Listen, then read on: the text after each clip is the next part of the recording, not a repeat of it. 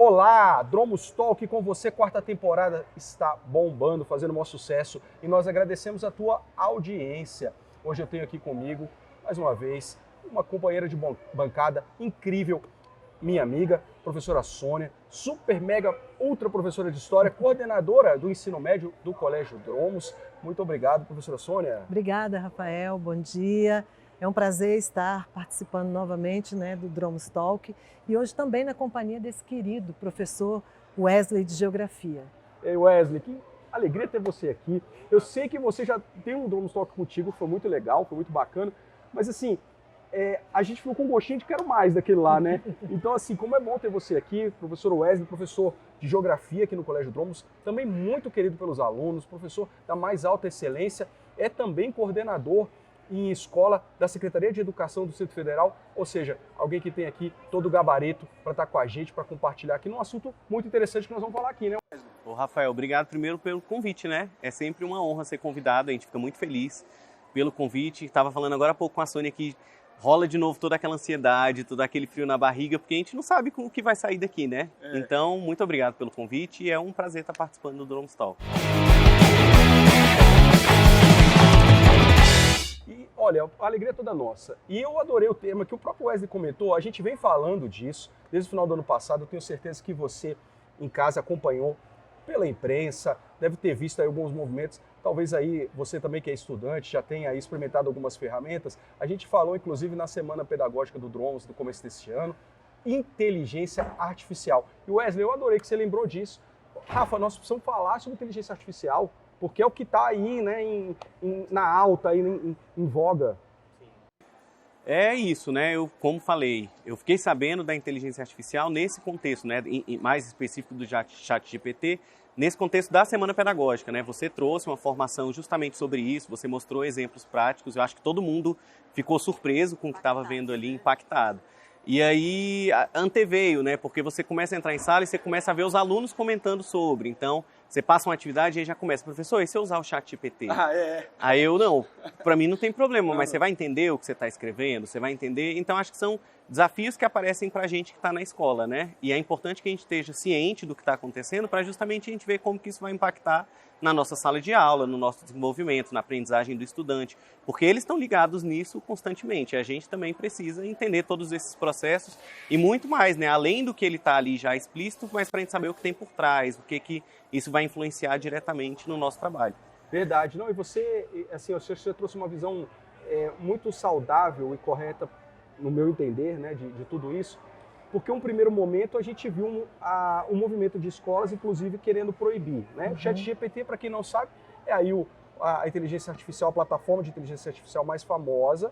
A gente não sabe se vai continuar sendo, mas é o engine, né, que se fala, então, ou seja, a máquina que está ali por trás, a inteligência que está ali por trás, que hoje está mais difundida, né? Talvez você já tenha até experimentado utilizar um pouquinho. Não é a única, existem várias plataformas, mas o ChatGPT é o que chama mais atenção, né, Wesley, hoje. Sim, exatamente.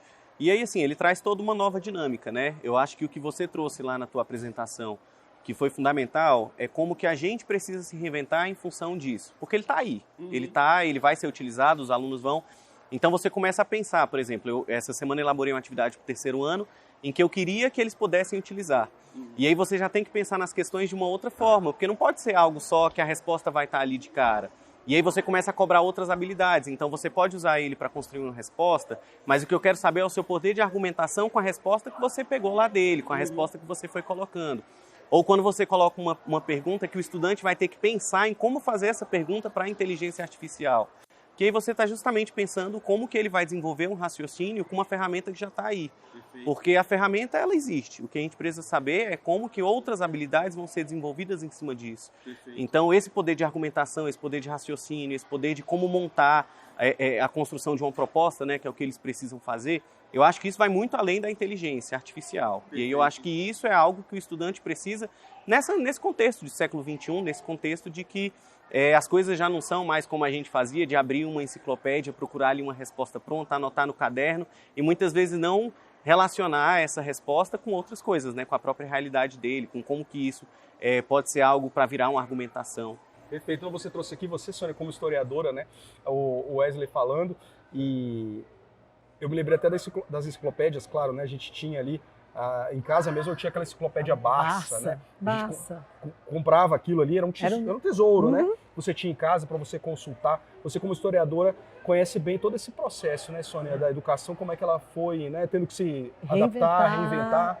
E é mais um desafio, né, que como Wesley falou, porque é uma ferramenta que está aí. Os meninos realmente estão 2 passos à frente, inclusive, de cada um aqui. Então, eles vão realmente utilizar. E hoje eu acho que o grande questionamento é isso, Wesley, que você falou, é como mediar isso.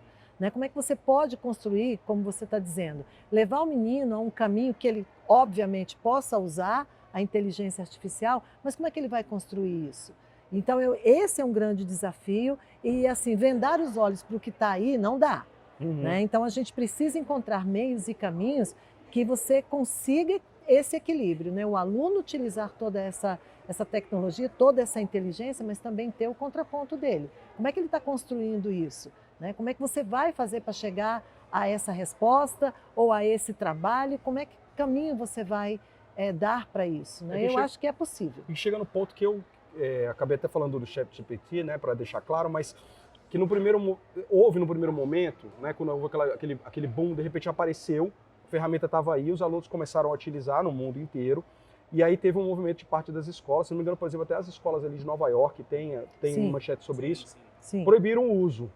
Né? E quando eu me refiro ao Wesley, a visão que eu percebi que você já tem, né, como é que o professor vai explorar isso e vai usar a seu favor? Porque a proibir não vai ser a saída, não, né? Não vai ser a solução. Não adianta chegar e dizer assim, então ninguém vai poder usar e acabou. Porque talvez seja, hoje é a novidade, mas talvez seja como dizer assim, ninguém mais pode usar o Google para fazer trabalho em casa. Quer dizer, quem é que vai de fato conseguir segurar isso, né? E eu me lembro de uma expressão que a gente usou até no nosso encontro, que era tentar conter um balde de água quando estava vindo um tsunami. Então, eu acho que o negócio é tentar realmente trazer a nosso favor, a favor do professor, né? E eu penso só, Rafael, que assustou muito a forma como chegou. Perfeito. Né? Então, assim, compositores jogando uma palavra e dizendo, eu quero uma música com isso, né?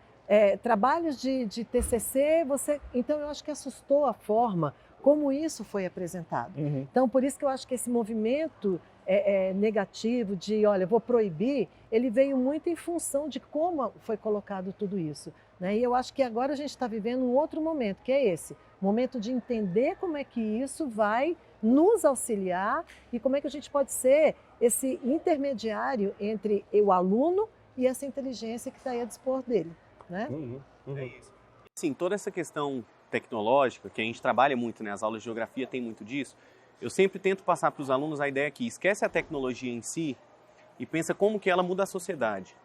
Então, se a gente olha para a Revolução Industrial, que foi mais ou menos 250 anos atrás, a gente está falando de 250 anos do desenvolvimento de uma máquina a vapor que mudou completamente a sociedade, a forma como a gente se relaciona, a forma como a gente pensa, a forma como a gente mora. Então, se a gente pensar que a gente saiu de um mundo rural para o mundo urbano, e isso está acontecendo tem 250 anos. Aí, se a gente pensa no Brasil, a chegada da internet, popularização no início dos anos 2000, a gente está 20 anos depois já nem mais discutindo o uso da internet na educação, porque isso foi uma discussão. Né? Eu passei por esse processo de viver uma era sem informática e no ensino fundamental, por exemplo, o professor de português levar para o laboratório de informática, que era algo mágico, né? Ligar um computador era meio que desarmar uma bomba, porque tinha todos os passos, vai no estabilizador, vai ali, e hoje em dia é algo cotidiano. E o professor levar para esse local para a gente aprender a criar um e-mail. E era assim, uau, estamos criando um e-mail. Hoje em dia a gente não precisa fazer isso porque se naturalizou totalmente. Sim. E aí eu acredito que todas essas outras inovações que vêm, elas também vão vir cada vez mais nessa velocidade muito acelerada, em que é meio que isso, a gente vai trocando o pneu do caminhão com ele descendo a ladeira sem freio. E aí você tem que fazer o melhor dentro dessas possibilidades, porque se a gente deixa para discutir depois que já está implementado, depois que já se normalizou, a gente já vai estar atrasado. E aí a gente perde o momento, né? Nossa, sensacional. E como que você vê do papel do professor, Wesley? Que tantas e tantas vezes foi, né, com outras tecnologias dito, não vai precisar mais do professor, né? Na internet isso aconteceu e a gente viu que não. O professor continua sendo essencial no processo educacional. É imprescindível. É difícil a gente encontrar a palavra. Não acontece sem um professor humano. Vai acontecer agora? A inteligência vai substituir o professor? Esse extremo, esse radical. Mas se não vai, como que será aí que vai ser o professor, na sua visão, ele vai se colocar convivendo, já que proibir não vai ser a solução, não vai ter jeito. Como que vai ser, na sua visão? Então, eu acho curioso porque assim, e aí pegando um pouco do que foi o período da pandemia e essas urgências que surgem com a tecnologia, eu vejo que elas obrigam a fazer a gente algo, obriga que a gente faça algo que já existe. Então, quando a gente pensa, por exemplo, na educação e que a gente fala de pedagogias mais modernas, pedagogia ativa, uma aula invertida, isso é falado já tem muito tempo. Você tem artigos da década de 80 falando isso. Verdade. E aí, do nada, você tem uma tecnologia que obriga o professor a sair de ser só uma pessoa que passa conteúdo. Então, eu acho que isso já foi ultrapassado há muito tempo. O professor, ele precisa relacionar principalmente o conteúdo que precisa ser ensinado com a realidade do aluno. E cada realidade é única. Então, isso uma inteligência artificial não vai conseguir fazer. É um vídeo que a gente assistiu, né, para poder fundamentar nosso debate, ele fala muito disso, de quando você reduz questões burocráticas, você aumenta o tempo do contato humano com o aluno. E esse contato humano ninguém vai tirar. Ninguém nunca vai conseguir essa conversa, esse olho no olho, essa sensibilidade que a gente tem, porque um professor é isso, ele precisa ser uma pessoa sensível porque ele está trabalhando com pessoas. E esse aspecto humano eu acho muito difícil dele ser superado. Então eu acho que tudo isso vem para enriquecer ainda mais o processo de ensino-aprendizagem, mas que esse processo ele é intermediado por um fator humano. E esse fator humano é o professor, que é essencial para o trabalho tanto de aprendizagem do estudante quanto para a prática docente do professor. É o que a gente tem visto muito, até no material que você citou, assim, agora nós temos a possibilidade, ainda está sendo desenvolvido, ainda tem muita coisa, né, para ser aperfeiçoada, claro, mas nós temos a possibilidade de termos um tutor de excelência. Isso. Ou um assistente do professor. Assistente do professor. Para que o professor, né, tenha mais auxílio, ou como o Wesley colocou aqui para mim brilhantemente, pode tirar até esse trabalho burocrático e o professor pode se dedicar àquilo que ele faz de melhor.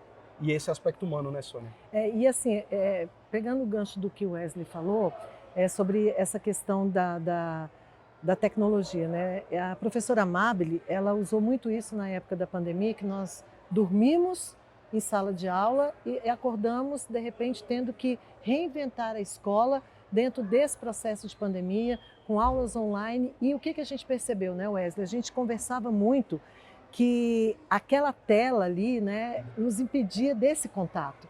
Você, às vezes, olhava para o aluno, ele estava lá do outro lado, você aqui, mas aí a falta desse contato era nítida, tanto do lado deles, né, sentindo a falta da escola, dos colegas, dos professores, e a gente também, tanto que quando voltou, parecia assim, o encontro, né, do tempo, da alma, né, que você olha e fala assim, nossa, voltou.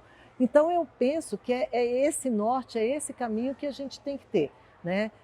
De repente tirar um pouco o peso de algumas coisas burocráticas e de repente trazer um pouco mais esse outro papel, né? Desse professor que também encaminha, desse professor que escuta, que ajuda, que auxilia dentro de um processo de uma caminhada, inclusive de escolhas desses alunos, né?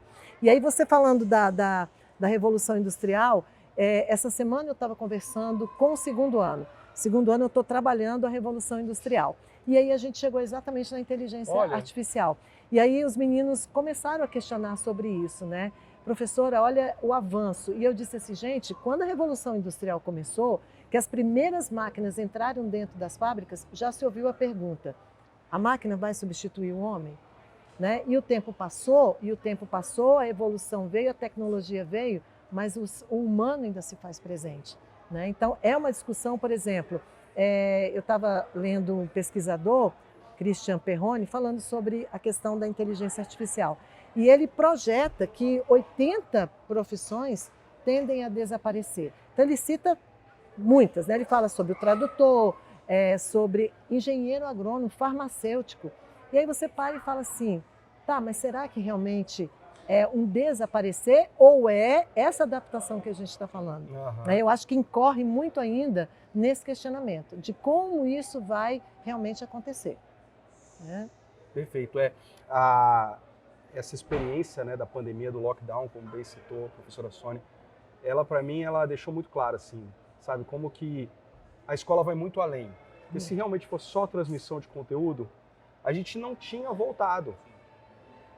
Porque toda a praticidade que, vamos dizer, ali de logística, não há deslocamento. Na verdade, cada um está ali na sua casa. A praticidade ali, praticidade, né? se fosse assim friamente, mas na verdade gritou, né? A situação gritou, estava todo mundo querendo voltar. E quando voltou, a gente diz a vocês, nós que experimentamos aqui em primeira mão, com certeza você também, mas a gente aqui na escola sentiu como havia esse ardor, esse clamor dos estudantes, dos professores, de toda a comunidade, por esse contato físico, por essa convivência. E isso, pese toda a trágica situação que foi, toda a dificuldade que foi, mas a gente usa a crise para tirar uma lição, para tirar uma oportunidade. Para mim, isso foi um ensinamento, foi uma lição importante. Dizer assim, nossa, de fato, a gente estuda muito, vê isso muito na teoria, mas nós vivemos isso, vimos na prática, como que a escola é muito mais do que a transmissão de conteúdo. Chego a dizer que provavelmente até essa interação, esse socioemocional, seja até mais importante, ainda que às vezes não apareça ali na frente da teoria, não apareça na frente da política pública, não apareça na frente da legislação, que enfatiza componentes curriculares. Exatamente. E tudo bem, tem que fazer. Mas olha, tem uma coisa aí que, sabe, é invisível, mas que quando foi tirado, aí a gente viu como é Percebeu. Que é. É uma parte assim imensa, importante, que não pode ter escola sem essa convivência, sem essa presença humana, né? Sim, eu falo muito com eles como que a sala de aula, eles estão ali vivenciando a reprodução do que é a sociedade. Então é ali onde eles vão aprender entre 30 pessoas o que é a diversidade, o que é lidar com conflito, o que é lidar com cobrança, o que é lidar com hierarquia, o que é lidar com um colega. Ótimo. E aí eu falo, ó, tudo que vocês têm de problema aqui são com 30 pessoas, mas você vai sair daqui para um mundo que tem 8 bilhões. E é aqui que você vai aprender a lidar com isso. E aí eu acho que foi o que a gente tanto viu durante esse período em que eles não tiveram na escola. Porque é curioso, porque eu acho que é um dos únicos fenômenos em que toda a comunidade escolar sentiu a mesma demanda, que é precisamos voltar. Então os pais queriam que os estudantes voltassem, os estudantes queriam voltar, os professores queriam, a escola enquanto equipe diretiva também queria. E aí como que a gente está vendo agora, né, Sônia, como que essa quebra, ela mudou uma geração. Sim. A gente está vendo hoje uma geração que foi influenciada por esses 2 anos aí praticamente que eles ficaram sem aula. Minha filha passou pelo período de alfabetização aqui na escola. A questão do conteúdo que você falou, a gente não vê perda, até por conta de eu e a mãe também estarmos na educação, então a gente conseguiu dar um apoio. Mas essa questão do social, do contato, isso até hoje a gente vê questões que a gente fala, ela está vendo agora no 6º ano, o que era para ela ter desenvolvido no 3º, no 4º. Então foi isso, criou-se essa urgência de algo que a gente só sente quando falta, né? A gente só sente quando esse vínculo foi quebrado por uma obrigação de saúde. E a gente está trazendo isso aqui porque pega essa situação e enxerga que a inteligência artificial com certeza já está assombrando, já está causando uma admiração e é só o começo, essa leitura que a gente está fazendo.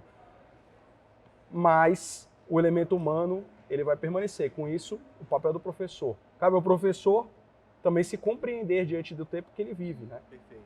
Né? Onde ele está, o que está ao redor, para que ele possa cumprir a missão dele da melhor forma possível. É isso. Talvez para quem esteja de fora, a Sônia já deve ter escutado muito isso também, que você é da história e da geografia, é tranquilo, você aprendeu o conteúdo, você não vai mais estudar. Mas só a gente estando em sala de aula para a gente saber como que... Então, eu estou em sala de aula tem 13 anos. O aluno que eu dei aula há 5 anos atrás é completamente diferente do aluno que eu tenho hoje. Isso é forte. Se eu pego o meu planejamento de 5 anos atrás para dar a mesma aula hoje, não funciona. A linguagem é diferente, a geração é diferente, o tempo é diferente. Então, eu estava falando com o 3º ano mesmo, na segunda-feira. Eu passei para eles um documentário que eles deveriam assistir e eles chegaram falando, nossa, um documentário de 50 minutos. E aí a gente começou a conversar isso. Mas por que 50 minutos é muito tempo? Por que é a questão do interesse, é a questão da linguagem, é a questão... Aí um aluno, Rafael, falou, porque 50 minutos no Instagram é muito rápido. Aí eu comecei a conversar, e aí você vai descobrindo que ele vai ouvir o áudio do WhatsApp, ele ouve acelerado, porque ele tem essa urgência do tempo. Aí você entra nessa, mas por quê? Por que você tem que ouvir acelerado? Por que você não consegue parar para escutar? E essas mudanças acontecem muito rápido. Daqui a 2 anos a gente vai ter uma outra geração, a gente vai ter outro estudante. E o professor ele precisa estar nesse processo de ir entendendo o que está acontecendo, porque senão chega a hora em que ele fala, não consigo mais me conectar, me comunicar com o meu aluno. E isso não tem como acontecer. Se é um processo humano intermediado por um professor, ele precisa estar atento a qual é essa geração, qual é a linguagem, como que eles funcionam, como que ele aprende. Cada estudante aprende de uma forma diferente. E eu acho que isso é o grande ponto para que ele consiga se desenvolver. Nossa, você percebe isso também, Sônia? É uma coisa muito forte que o Wesley colocou, né? Ele colocou, quer dizer, e a gente sabe, estudando tudo isso, como que, na verdade, essas mudanças, e há toda uma teoria que explica isso também, né? Inclusive aquela que relaciona com o desenvolvimento dos processadores, que é uma curva exponencial, né? Então, cada vez mais rápido. Você percebe isso também? Porque o Wesley trouxe aqui uma coisa que a gente tem que pensar mesmo. 5 anos, ele percebe a diferença do aluno de 5 anos, né? O que talvez décadas antes era essa mudança de mentalidade, pensamento, do que o aluno já trazia de bagagem. Agora ele está percebendo num espaço que é curtíssimo, né? Vamos falar a verdade. E ele já vem, né? Você falou uma coisa importante, ele já vem com uma bagagem muito grande. Sim. E é o que você falou, se você também não está preparado para isso, é um baque, né? Eu estava aqui viajando no tempo, historiador é isso, né?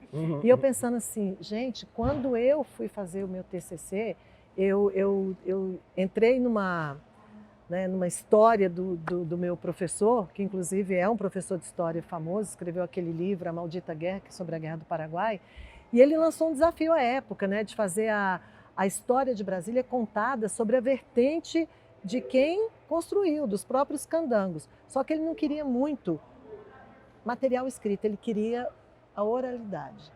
Gente, aí eu penso, meu Deus, se naquela época eu tivesse essas ferramentas, eu não tinha que ter escutado trocentas fitas cassetes, que por fim aí uma travava, né? Travava e tal. E aí eu falei, cara, essa tecnologia de hoje, o quanto ela ia facilitar esse processo, né? Então aí você percebe essa demanda. Os alunos, por exemplo, eu vejo meu filho. Meu filho é uma cria do Dromos, meu filho entrou com 3 anos e meio no Dromos, né? E aí, por você acompanhar muito de perto igual a sua filha, você vai percebendo isso que ele falou. Gente, eu tinha um menino, e ele era meu aluno também, então eu tinha um aluno lá no 7º ano, e quando esse aluno já estava aqui para mim, quando ele chegou para mim no ensino médio, já era uma outra situação. Os questionamentos já eram outro de trabalho, as ferramentas já eram outras, os trabalhos já tinham modificado.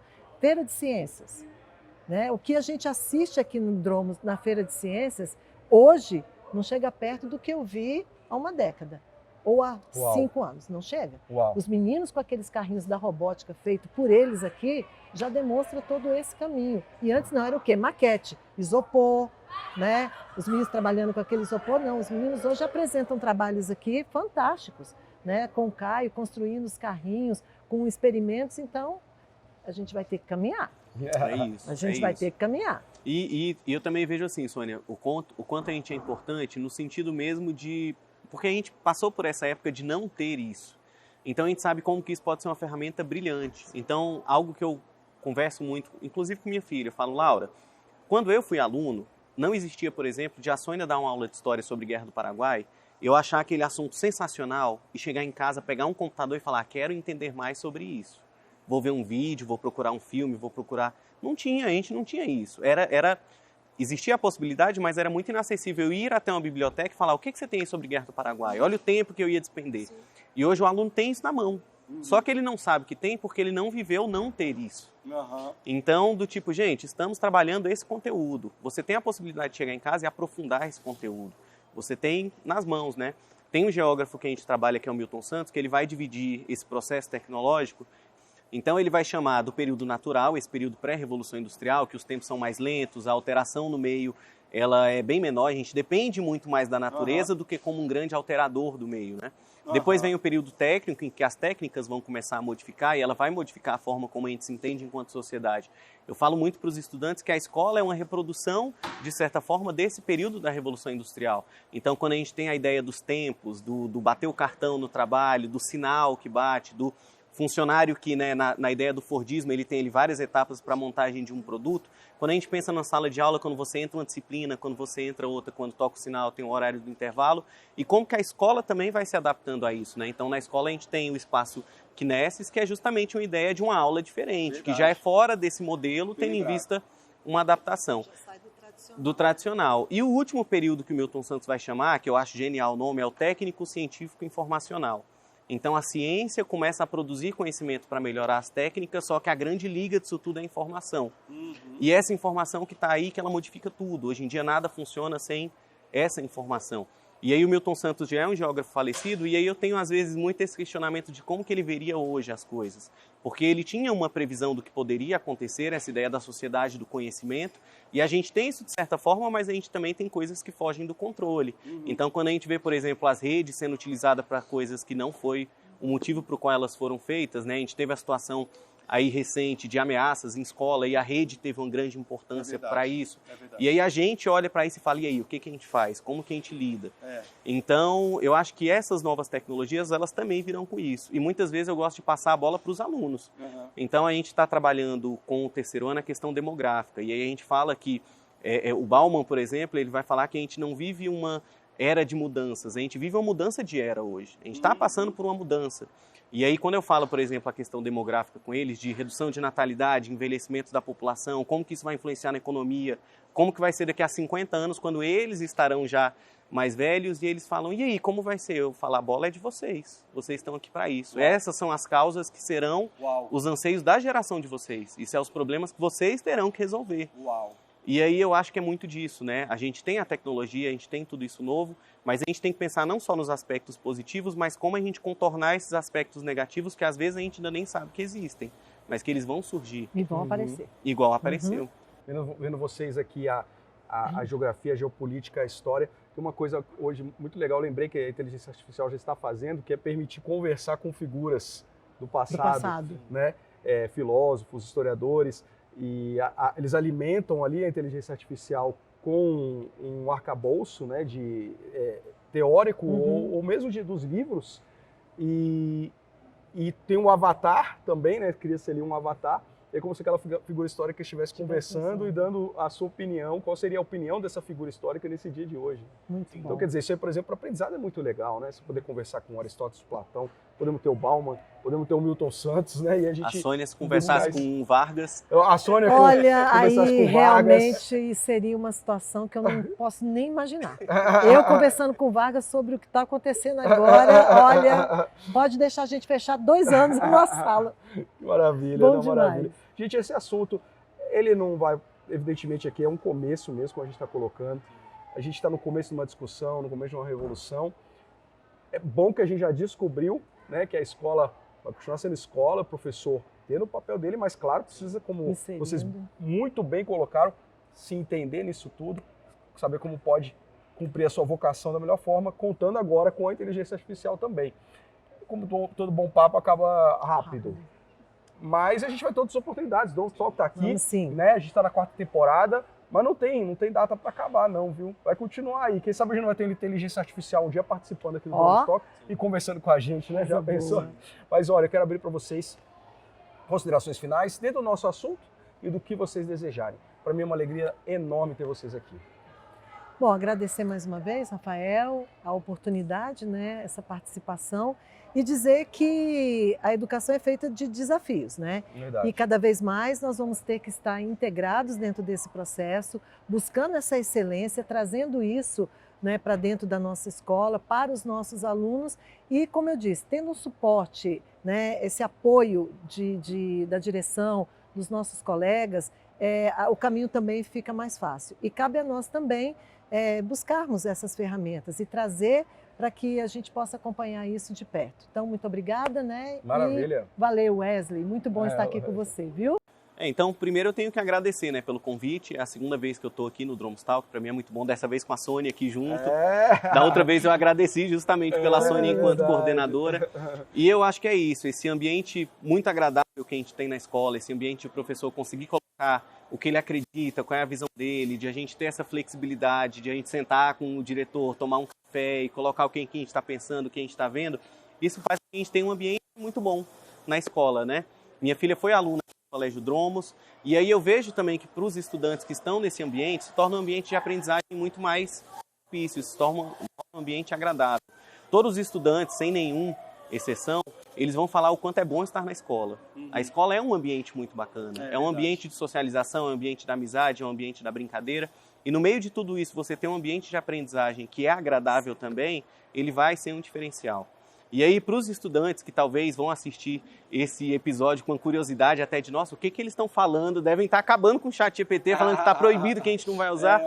Então é isso, busquem os seus professores. A gente tem uma formação muito boa, a gente sabe como que você pode utilizar essa ferramenta para o seu melhor. Então eu acho que esse é um diferencial da escola. A gente está aqui discutindo o que está acontecendo em tempo real. Então eu acho que isso é bom para o estudante, isso é bom para a gente, isso é bom para a instituição e é isso aí. Maravilha, excelente mensagem. Muito obrigado, Sônia. Muito obrigado, Wesley. Uma honra para mim estar aqui com vocês e com você que nos acompanhou no Dromos Talk. Estamos continuando com a nossa 4ª temporada. Dá para ver que o nível está altíssimo. Continue conosco, mais episódios para você preparados com muito carinho. Nosso muito obrigado e vamos juntos.